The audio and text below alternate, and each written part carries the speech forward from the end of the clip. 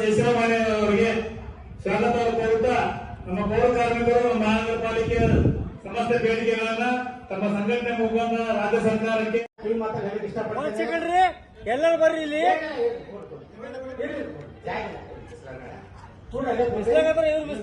ನಾನು ಹೇಳಕ್ಕೆ ಇಷ್ಟಪಡ್ತೀನಿ.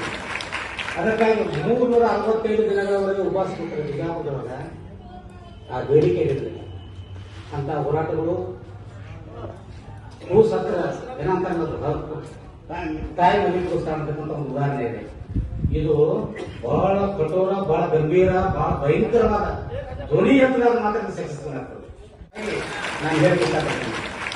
ಅದಕ್ಕಾಗಿ 365 ದಿನಗಳವರೆಗೆ ಉಪವಾಸ ಕೊಟ್ಟರೆ ಬಿಜಾಪುರದೊಳಗ ಆ ಬೇಡಿಕೆ ಇರಲಿಲ್ಲ ಅಂತ ಹೋರಾಟಗಳು